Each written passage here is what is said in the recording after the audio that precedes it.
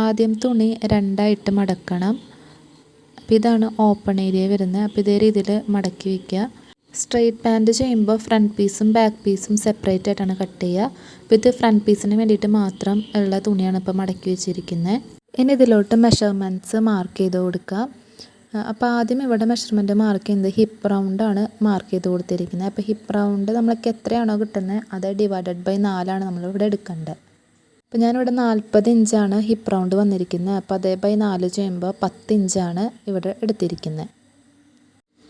ഇനി അടുത്തത് ഇവിടുന്ന് സീറ്റ് പീസാണ് മാർക്ക് ചെയ്ത് കൊടുക്കേണ്ടത്. അപ്പോൾ ഇവിടുന്ന് താഴോട്ടാണ് നമ്മൾ സീറ്റ് പീസ് മാർക്ക് ചെയ്യേണ്ടത്. അപ്പോൾ അതിൻ്റെ മെഷർമെൻറ്റ് 13.5 ഇഞ്ചാണ് എടുത്തിരിക്കുന്നത്.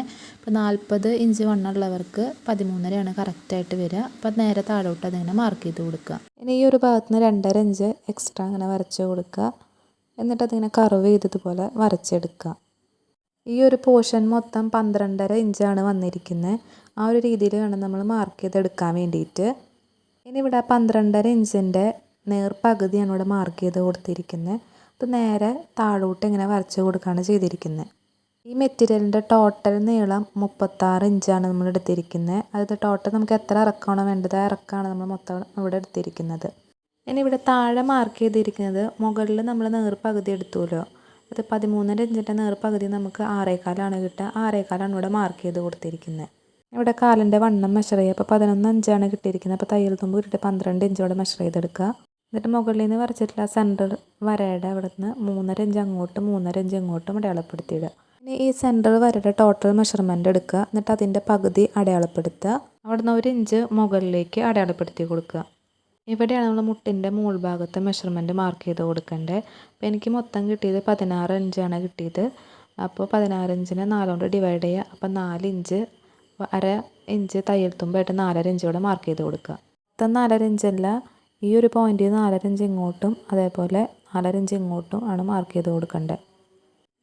പിന്നെ ഈ ഒരു ഭാഗത്ത് ഇതുപോലെ കർവ് ചെയ്ത് വരച്ച് കൊടുക്കുക. പിന്നെ നമ്മൾ വെച്ചിട്ടുള്ള മെഷർമെൻറ്റ് വെച്ചിട്ടല്ലാതും ജോയിൻ ചെയ്ത് കൊടുക്കുക.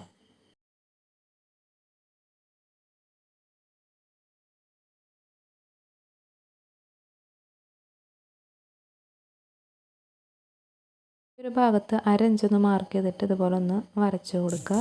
അല്ലെന്നുണ്ടെങ്കിൽ നമ്മൾ മെഷർമെൻറ്റ് എടുക്കണേക്കാട്ടും മുന്നേ ഒരു 1/2 ഇഞ്ച് മാറ്റിയതിന് ശേഷം ഈ മെഷർമെൻറ്റ് എടുത്താലും മതി. സ്ട്രെയിറ്റ് പാൻറ്റിൻ്റെ ഫ്രണ്ട് പീസ് മാർക്ക് ചെയ്ത് കഴിഞ്ഞിട്ടുണ്ട്. ഇത് കട്ട് ചെയ്തെടുക്കാം.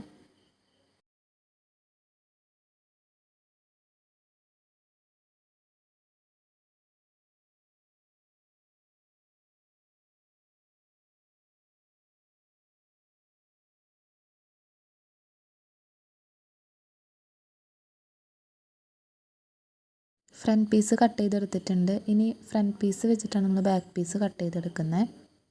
ബാക്ക് പീസ് കട്ട് ചെയ്യാൻ വേണ്ടിയിട്ട് തുണി ഇതുപോലെ രണ്ടായിട്ട് മടക്കിയെടുക്കുക. മുൻപ് നമ്മൾ കട്ട് ചെയ്ത് വെച്ചിട്ടുള്ള ഫ്രണ്ട് പീസ് തന്നെ മുകളിലേക്ക് കറക്റ്റായിട്ട് ഇങ്ങനെ വെച്ച് കൊടുക്കുക. ഇങ്ങനെ കാണുമ്പോൾ നമുക്ക് ഭയങ്കര കോംപ്ലിക്കേറ്റഡ് ആയിട്ട് തോന്നും, പക്ഷെ നമുക്ക് വളരെ ഈസിയാണ് അത് ചെയ്തെടുക്കാൻ വേണ്ടിയിട്ട്. അപ്പോൾ ഇത് ഞാനൊരു 1.25 മീറ്റർ തുണി കൊണ്ടാണ് ചെയ്തിരിക്കുന്നത്. അപ്പോൾ അതുകൊണ്ടാണ് നമുക്കിതിൽ കുറച്ച് കട്ട് പീസസ് ആഡ് ചെയ്യാനുണ്ട്. ഈ കട്ട് പീസ് വെക്കാണ്ട് നമുക്കിത് സ്റ്റിച്ച് ചെയ്തെടുക്കാൻ വേണ്ടിയിട്ട് പറ്റും. കട്ട് പീസ് വെക്കാണ്ട് എങ്ങനെയാണ് സ്ട്രെയിറ്റ് പാൻറ്റ് കട്ട് ചെയ്യുന്നതെന്നാണ് ഞാൻ കാണിക്കുന്നത്. ഞാനിത് ഇവിടെ വീഡിയോ എടുത്തപ്പോൾ ഇങ്ങനെ ചെയ്തു പോയതാണ്. അതിന് ശേഷമാണ് എനിക്ക് മനസ്സിലായത് ഈ കട്ട് പീസ് വെക്കാണ്ട് നമുക്ക് വളരെ ഈസി ആയിട്ട് സ്റ്റിച്ച് ചെയ്തെടുക്കാമെന്ന്. ഇവിടെ നിന്നാണ് മാർക്കിങ് സ്റ്റാർട്ട് ചെയ്യുന്നത്. അപ്പോൾ ഇവിടെ നിന്ന് ഇങ്ങോട്ടേക്ക് നമ്മൾ 4 ഇഞ്ച് മാർക്ക് ചെയ്ത് കൊടുക്കുക. എന്നിട്ട് അതിങ്ങനെ മുകളിലേക്ക് ഇങ്ങനെ വരച്ച് കൊടുക്കുക. ഇനി ഈ ഭാഗത്തെല്ലായിടത്തും നമ്മൾ 1.25 ഇഞ്ച് വെച്ച് കൂടുതൽ മാർക്ക് ചെയ്ത് കൊടുക്കുക.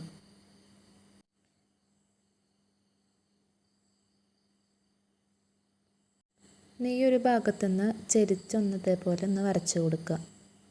ഇത് കട്ട് ചെയ്തെടുക്കാം.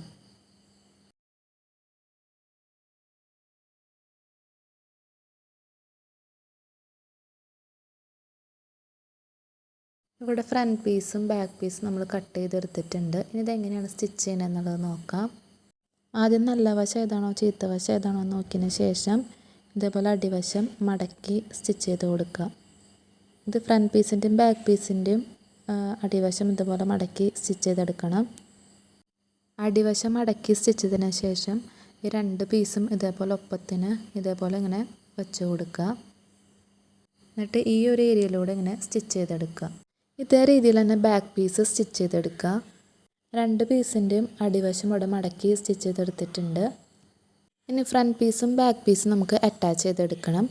ഏതെങ്കിലും ഒരു പീസിൻ്റെ നല്ല വശം മുകളിലേക്ക് വരുന്ന രീതിയിൽ വയ്ക്കുക. ഒരു പീസിൻ്റെ ബാക്ക് വശം, അതായത് ചീത്ത വശം മുകളിലേക്ക് വരുന്ന രീതിയിൽ ഇങ്ങനെ വെച്ചിട്ട് ഇത് വയ്ക്കുമ്പോൾ ഒപ്പത്തിന് വെക്കാൻ വേണ്ടിയിട്ട് ശ്രദ്ധിക്കുക. ഇതേപോലെ കറക്റ്റായിട്ട് ഇങ്ങനെ വെച്ച് കൊടുക്കുക. എന്നിട്ട് ഈ ഒരു ഏരിയയിൽ ഇങ്ങനെ സ്റ്റിച്ച് ചെയ്തെടുക്കുക. ഇതിന് 2 സൈഡ് വശം ഇങ്ങനെ ഒപ്പത്തിന് വെച്ചതിന് ശേഷം നേരെ സ്റ്റിച്ച് ചെയ്തെടുക്കുക. ഇതിങ്ങനെ കാണുമ്പോൾ നമുക്ക് കോംപ്ലിക്കേറ്റഡ് ആയിട്ട് തോന്നുന്നുണ്ടെങ്കിൽ സ്റ്റിച്ച് ചെയ്യുമ്പോൾ നമുക്ക് മനസ്സിലാവും എങ്ങനെയാണ് ചെയ്യേണ്ടതെന്നുള്ളത്.